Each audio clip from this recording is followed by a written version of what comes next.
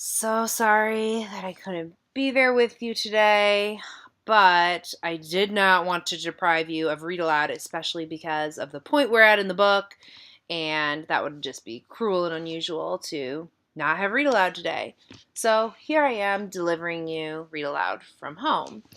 Now, 205 and 208, you're at two different places. So if this is 205 watching it, keep on going. Just keep on going from here.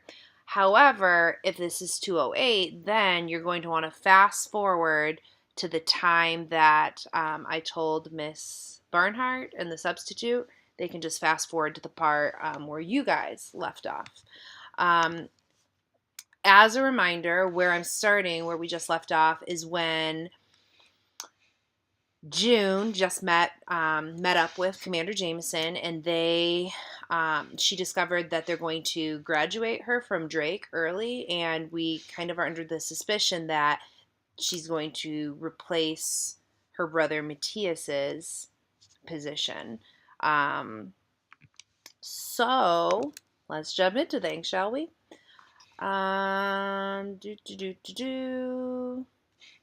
Perfect place to start. Commander Jameson smiles. Hardly. They've graduated you early. Follow me. There's something I want you to see.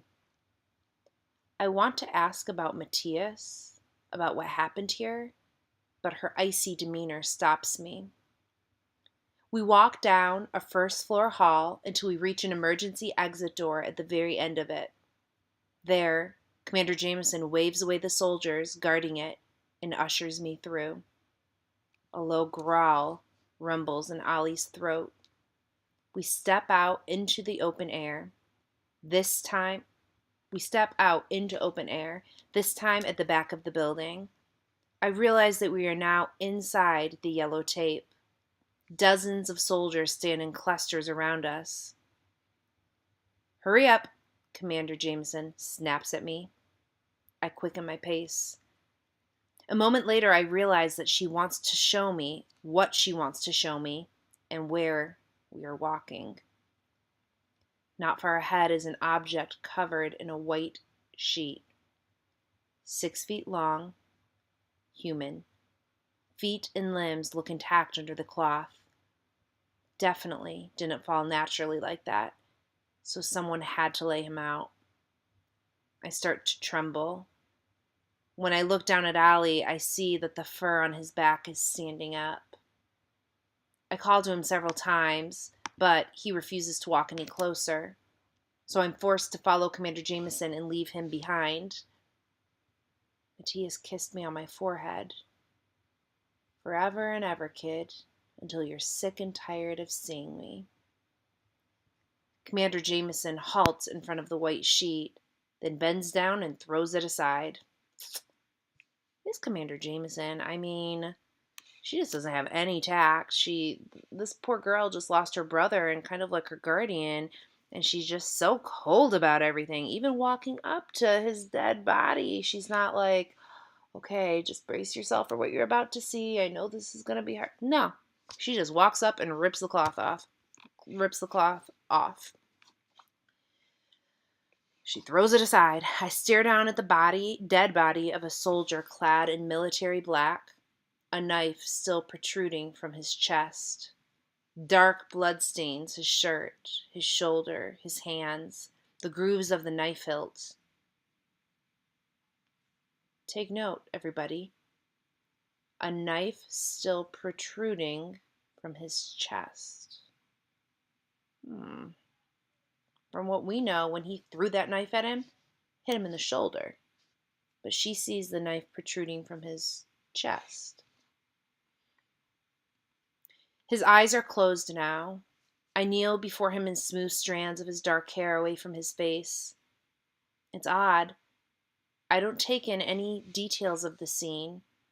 I still feel nothing but that deep numbness. Tell me about what might have happened here, Cadet, Commander Jameson demands.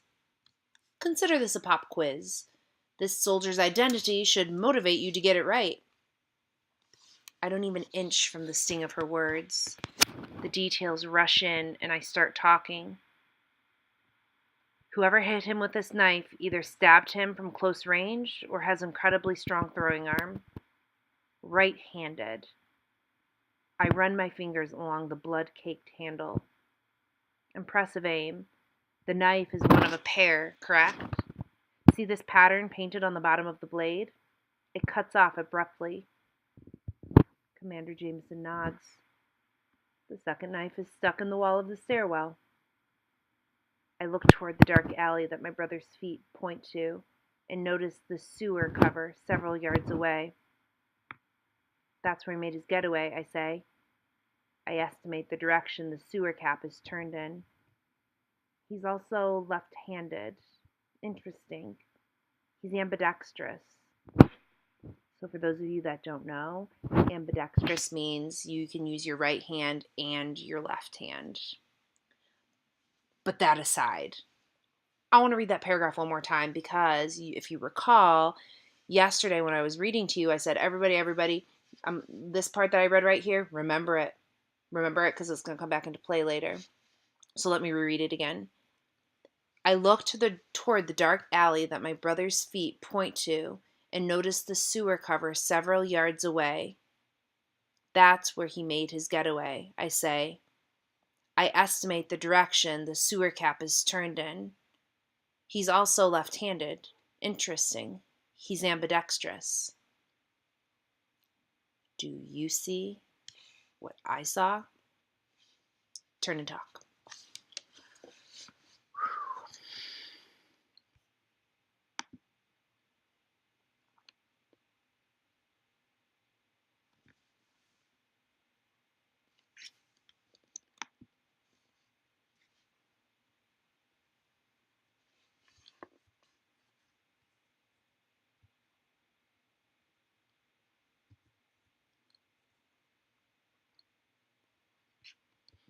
All right, everybody. Eyes back up here. I don't know if you noticed the same thing that I did, but what I saw was clearly when he was escaping into the sewer, he specifically said, I put the lid of the sewer back on. He came out and said that. I know because we reread it more than once. But now, what June is seeing of the crime scene, she specifically says, oh, I can tell, well, it says, notice the sewer cover several yards away. Several yards away? How did he screw it back on if the cap was left several yards away? And maybe he's not ambidextrous. Maybe there was another set of hands that is left-handed or right-handed or the opposite of what he was. That was the one that took it off. Something fishy's going on here. Please continue. From here, the sewers will take him deeper into the city or west to the ocean. He'll choose the city. He's probably too wounded to do otherwise. But it's impossible to track him accurately now. If he has any sense, he'll have taken a dozen turns down there and done it into the sewer water, too.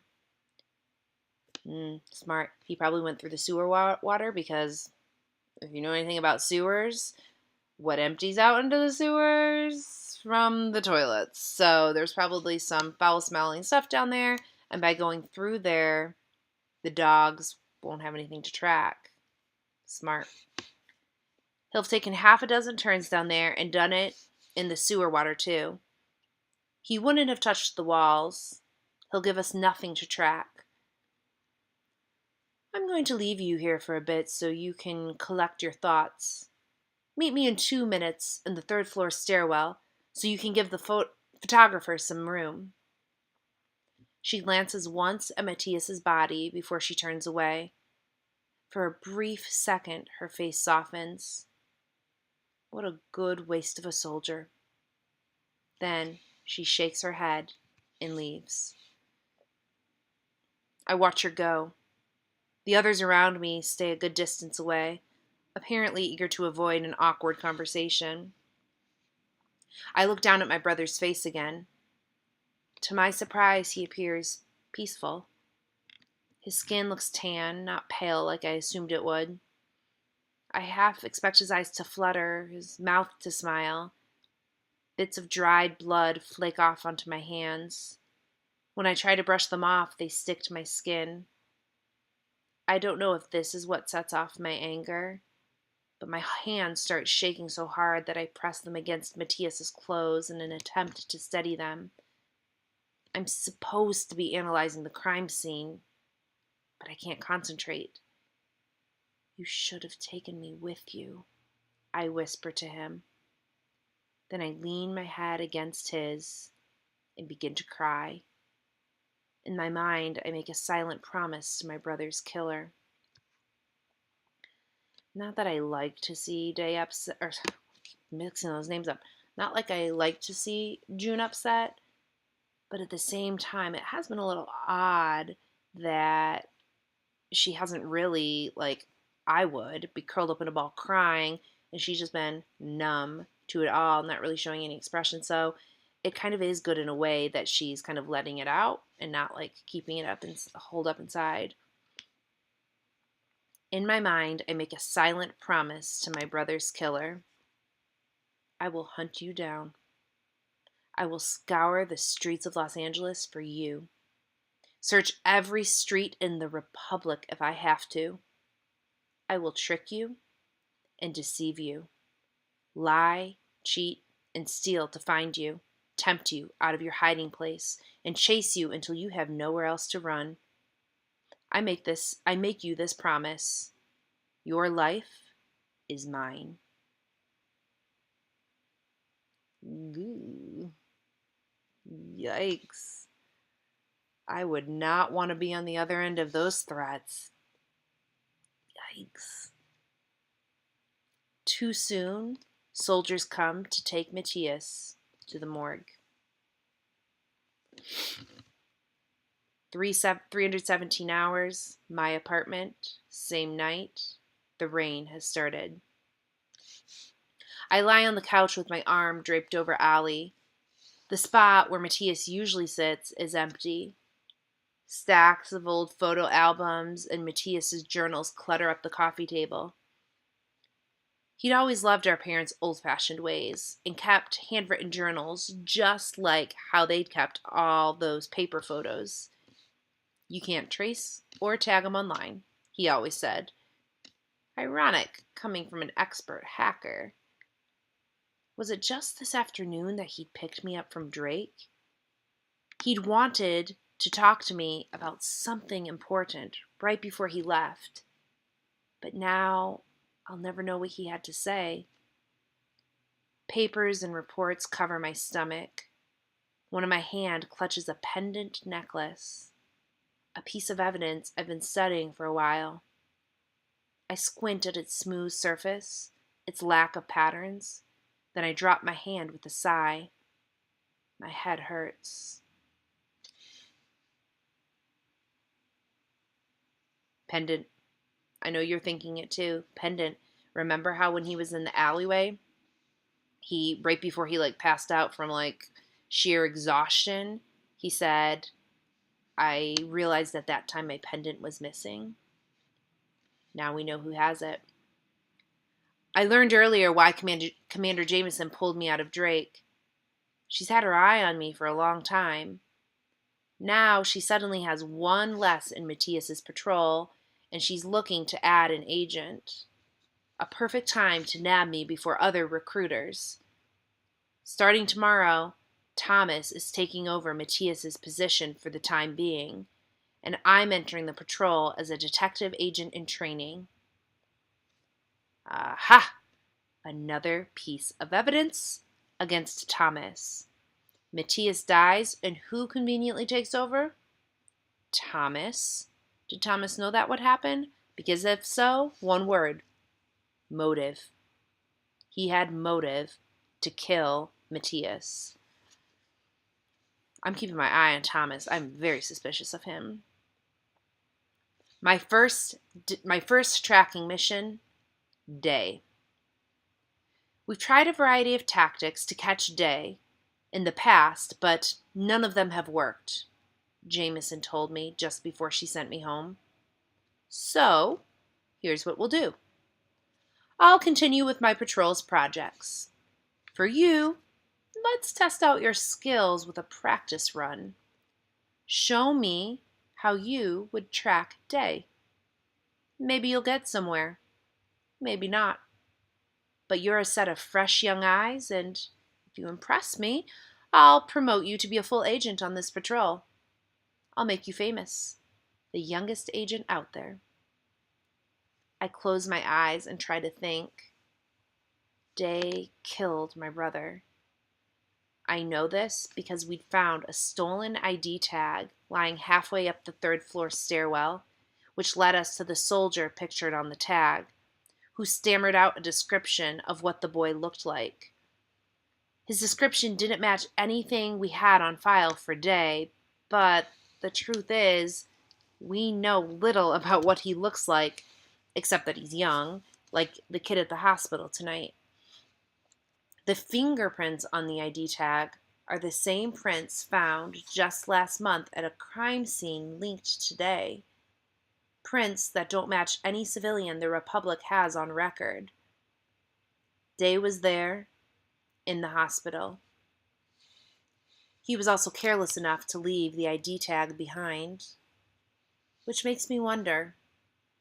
Day broke into the laboratory for medicine as part of a desperate, last-minute, poorly thought-out plan.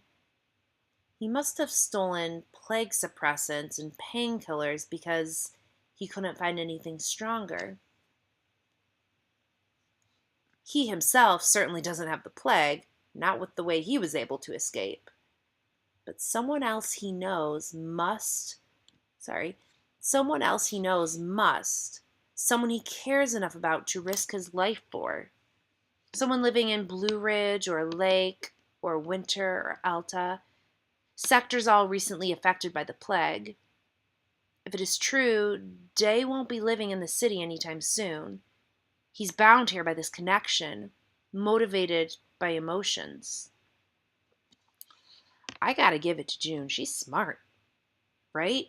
Like, so far, pretty much everything that she's observed just looking at this crime scene and thinking about it has been dead on. It's pretty impressive, actually. Day could also have a sponsor who hired him to pull this stunt. But the hospital is a dangerous place, and a sponsor would have had to pay Day a great deal of money. And if that much money was involved, he certainly would have planned more thoroughly and known when the laboratory's next shipment of plague medicine would arrive. Besides, Day wasn't a mercenary in any of his past crimes. He's attacked. What's a mercenary? Does anybody know what a mercenary is? Hold on, I'm gonna Google it real quick. Mercenary.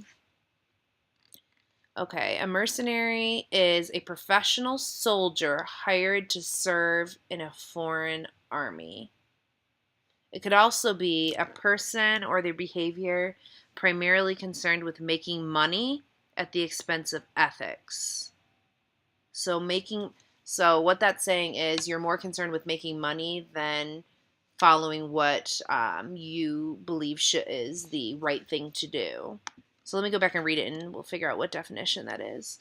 And if that much money was involved, he certainly would have planned more thoroughly and known when the laboratory's next shipment of plague medicine would arrive. Did I read that part already? Where's mercenary? I need mercenary here. Yeah, I think I did read that. Here we go. Besides, Day wasn't a mercenary in any of his past crimes. I think it's that second definition I read, meaning he wasn't somebody who would compromise his ethics and who he was just for the sake of money. His past crimes didn't show that, so she's questioning if a sponsor hiring him for money would be within his character. He's attacked the Republic's military assets on his own, slowed down shipments to the warfront, and destroyed our warfront-bound airships and fighter jets. He has some sort of agenda to stop us from winning against the colonies. For a while, we thought he might work for the colonies, but his jobs are crude, without high-tech equipment or noticeable funding behind them. Not really what you'd expect from our enemy. He's never taken jobs for hire, as far as I know, and it's unlikely he'd start now. Who would hire an untested mercenary? Another possible sponsor is the Patriots. Okay, we have heard about the Patriots one other time. We heard about them. They were just briefly mentioned. So we know the colonies, which we don't know nothing about. They're just at war with the Republic, which is where Day and June both live. One in the slums, one kind of more well-to-do. The Patriots were brought up very briefly in regard to just a little war that had gone on, a battle that had gone on against the Patriots, but we don't really know who they are or how they fit into the Republican colonies. So another possible sponsor is the Patriots, but if Day had been working for them on this job, one of the Patriots would have drawn their signature flag, 13 red and white stripes and 50 white dots on a blue rectangle. That sounds familiar. What is that? The U.S. flag, the American flag, the very one that's hanging up there in the corner, right? So apparently it makes you wonder if there's three groups. Like if the United States used to be the United States, and then groups started to break off. People that still stuck with the United States are now called the Patriots. And then, which is interesting because back in the day, during the Revolutionary War, those that were breaking away from England called themselves Patriots. So it's interesting that they retained that name, Patriots. But then maybe those that broke off were the colonies and the Republic. I don't know.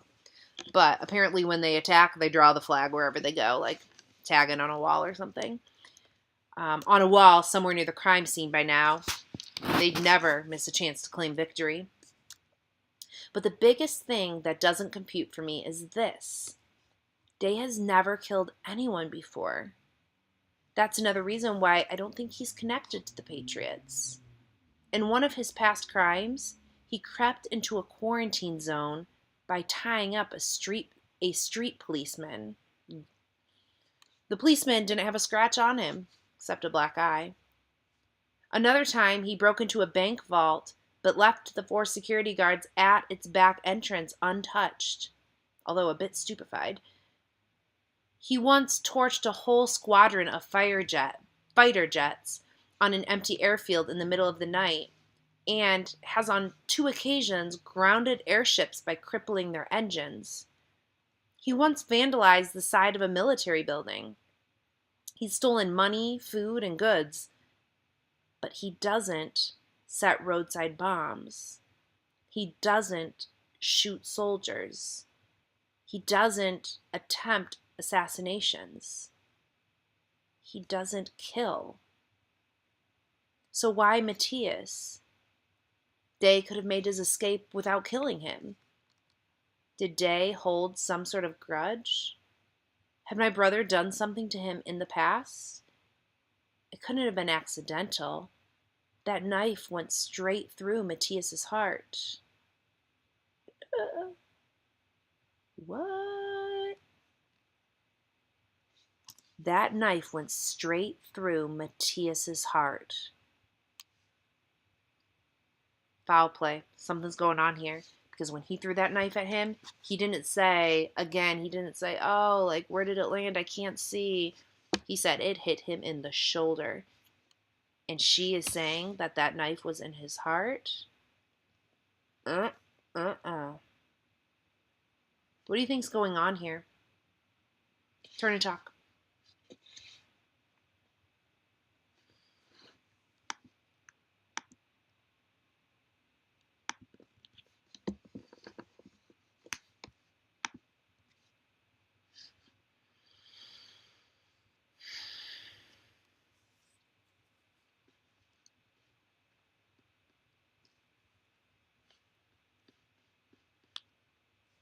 Okay, eyes back up here. I can imagine you guys have probably a whole bunch of crazy and maybe some not so crazy theories going on, because I have some theories of my own too, most involving Thomas, but not all.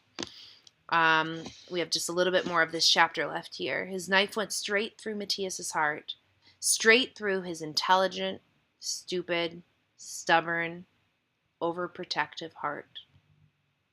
I open my eyes, then lift my hand and study the pendant necklace again. It belongs to Day. Fingerprints told us that much. It's a circular disc with nothing engraved on it. Something we found lying on the floor of the hospital stairwell, along with the stolen ID. It's not from any religion I know of. It's worth nothing in terms of money. Cheap nickel and copper. The necklace part made of plastic, which means he probably didn't steal it. And it has a different meaning for him and is worth carrying around with the risk of losing or dropping it. Maybe it's a good luck charm. Maybe it was given to him by someone he has emotional ties with. Maybe this is the same person he tried to steal plague medicine for. It has a secret. I just don't know what. Day's exploits used to fascinate me, but now he is my matched enemy, my target, my first mission. I gather my thoughts for 2 days. On the 3rd day, I call Commander Jameson. I have a plan. Super exciting. Okay, I'm actually going to read you a little bit more, but I'm going to cut the video off here and then make a new video clip so that it doesn't get too confusing. So, see you in a minute.